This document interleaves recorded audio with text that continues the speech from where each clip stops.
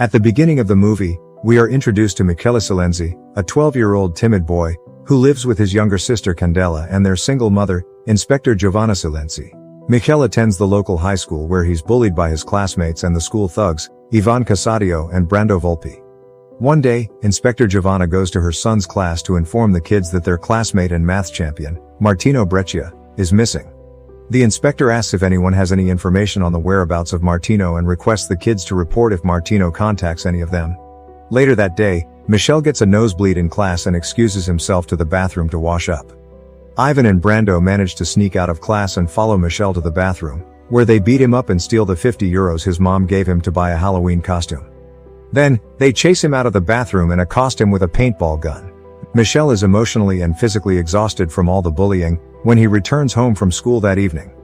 He Googles and learns about the upcoming Halloween party but doesn't feel like going until he sees that Stella, the new girl at his school, whom he has a crush on, will be attending, so he collects all the change he's saved and goes to a costume store. There, he's told that he can only afford to buy a conspicuous Chinese superhero costume. Michele returns home, depressed over his costume, but Candela cheers him up and motivates him to go to the party. At the party, Michele gets a chance to speak to Stella, who tells him that she has just moved to the city with her parents. As Michele gets to know Stella better, Ivan puts on a series of videos, stolen from Michelle's phone, that focus on Stella and indicate that he's been following her around, filming her. Stella is embarrassed by the revelation, but not as much as Michele, who runs to hide in the bathroom. The bullies, together with other kids, follow Michele to the bathroom and try to force him to open the doors to embarrass and harass him some more. Michele is desperate to escape the situation and makes a wish for the costume to make him invisible and disappear. His wishes come true as he turns invisible and jumps out the window to run to his home safely. The next morning, Michele is awakened by his dog's continuous bark. He wakes up and starts preparing for school. Then he's utterly astonished to learn that he's invisible and only his clothes can be seen levitating in the air. Michele panics and tries to figure out what's going on. As he hears his mom calling him and coming to wake him up for school, he takes off all his clothes so that they won't be seen levitating and stands invisibly at the corner of his room. He then discreetly writes a note telling his mom that he had left for school early. As soon as his mom leaves for work, Michele puts on clothes and rides his bike to school. There he panics as people stare at him. Then, realizing that the levitating clothes are the center of attention, Michele decides to take off all his clothes and go completely invisible. Then, Michele comes up with an idea to use his invisibility to his advantage and exact revenge on the people who wronged him. As he enters his school, he watches a strange blind man standing suspiciously and observing the environment. Michele gets to class and is fascinated to see that he misses his attendance as he couldn't make his presence known. Then, as the teacher started to write on the board, he picked up Ivan's paintball gun, shot at her on her back, and threw the gun at Ivan's desk.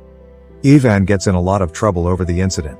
The school administrator calls Ivan's dad, who has just been released from prison, and informs him of his son's delinquency. The father is furious and punishes him. Then, Michele makes his way to the tennis court of the school where Brando practices for his championship game in front of his father. Michele messes up with Brando's swing, which infuriates his father into scolding him. A couple of days later, Bernardo is reported missing. Michele enjoys his new powers. He goes to the teacher's lounge and changes answers on his exam papers so that he can get better grades. Michele then makes his way out to the track fields where he sees the girls' team, finishing up with their exercises and heading to the shower. A wicked idea flashes through his mind and he invisibly follows the girls to the locker where they shower and change clothes, to mischievously enjoy the view. Inside the girls' locker room, he sits at the corner of the room and takes in all that he sees. Unfortunately, when a girl throws a towel, it lands on Michele and his invisibility runs out and his nudity is revealed. The girls are shocked to see him there, nude, in their locker room, and chaos ensues. The school administrator calls Inspector Giovanna to inform her of the situation and gives Michele a disciplinary warning. Inspector Giovanna is shocked at what happened and tries to figure out what's going on with Michele and what could cause him to enter the girls' locker room naked. A few days later, Candela sees him turn invisible and Michele lets her know what's going on. Candela is excited about the developments and encourages him to use his superpowers for a bigger cause. One day, Michele invisibly walks in on his mom as she confides in a friend about her son's troubles. Then he's terrified to hear his mother tell her friend that he's adapted. Overwhelmed by the information, Michele goes to the beach to clear his mind. He sits on the swing and starts swaying. Stella walks by the beach and sees the swing swaying by itself. Suspicious, Stella comes closer to the swing and asks if there is someone out there. Michele draws a smiley face on the sand to let her know of his presence. Stella is surprisingly calm and offers to become friends with the invisible being, which Michele happily accepts. Stella and the invisible boy start spending a lot of their time together and get to know one another.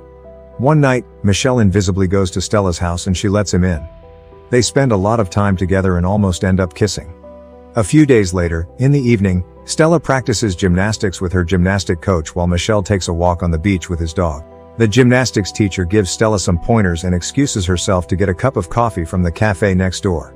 During that gap, a man enters the gym to shoot Stella with darts filled with sedatives.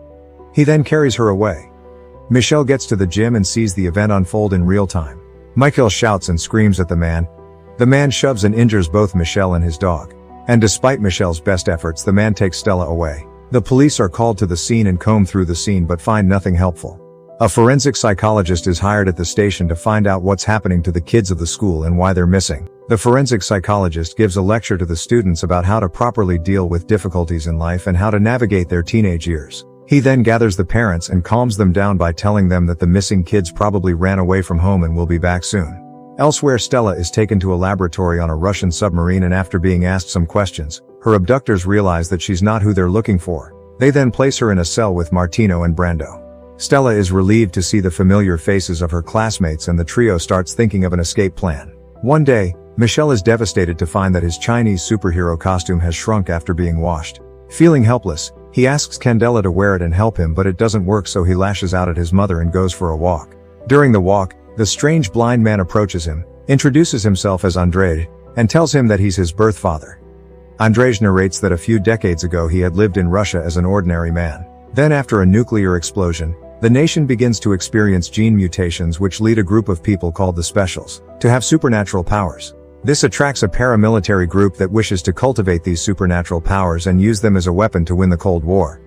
And so the Specials are sequestered in a camp, where the paramilitary group tests, cultivates, and studies their power. During their study, the paramilitary group learns that the Specials have been left sterile as a result of the gene mutations. However, Andrzej, whose supernatural powers are to read people's minds and to wipe people's memories, falls in love with another Special named Yelena and ends up having a baby boy, whom they name Andrzejevich. Knowing that the paramilitary group would take their precious baby away, Andrzej and Yelena decide to run away with Andrzejevich.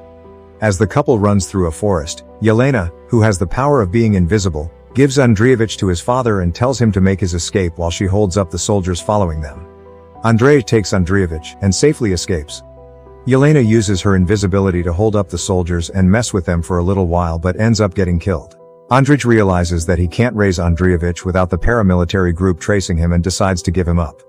Then, he brings Andrzejevich to Italy and leaves him at the doorstep of Inspector Giovanna, whom he knows would be a good mother and can use her profession to easily get the young boy's adoption papers. Inspector Giovanna falls in love with the young infant she found, names him Michele, and raises him as her son. Andrzej then explains that Stella and the boys were taken by the Specials, who hope to find Michele.